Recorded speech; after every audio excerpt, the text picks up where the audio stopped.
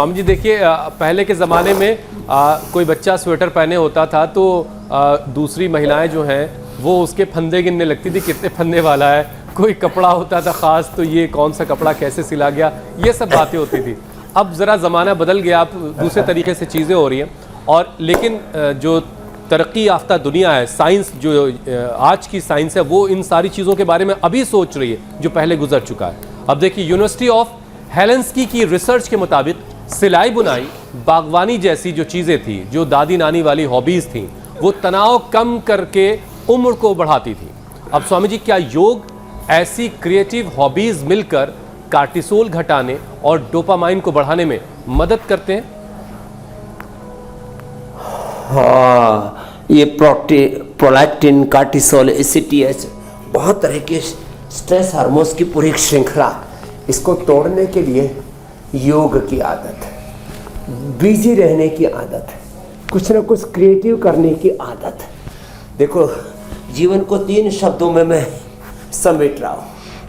जीवन में सृजनात्मकता, जीवन में जिजीविषा, जीवन में सदा संतुष्टि का भाव, ये सृजनात्मकता, रचना, धर्मिता और ये जिजीविषा और ये पूरे जीवन में सब प्रकार की सकारात्मकता, संतुष्टि, ये सब गायब हो गई।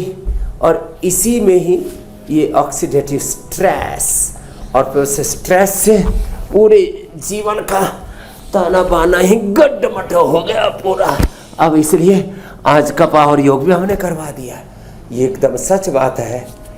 जो मैं देखता हूँ अपने, जो बहुत संसाधन नहीं थे, मैं 50-55 साल पहले के भारत के बारे में सोच रहा हूँ।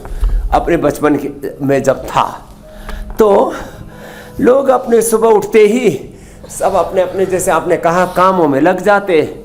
उस समय मोदी जी का शौचालय वाला अभियान, घर घर शौचालय नहीं थे, बाहर शौच के लिए जाते थे जंगल में, फिर अपने अपने कामों में लग जाते थे। कोई खेती में लगा हुआ है, कोई अपने पशुओं को संभालने में लगा है, माताएं बहनें अपने कामों में लगी हैं, बच्चे अपने कामों में लगे हैं, जवान अपने कामों में लगे हैं।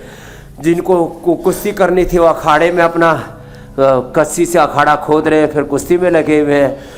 बच्चे पढ़ाई के समय पढ़ाई कर रहे हैं, खेल के समय खेल रहे हैं। इतना रिदम से चलता था, किसी को भाई साहब स्ट्रेस नहीं था। हुसैन जी, ना बीपी, पूरे गांव में एक व्यक्ति को बीपी नहीं था, एक व्यक्ति को शुगर नहीं था, एक भी व्यक्ति को लिवर किडनी फेलियर नहीं था।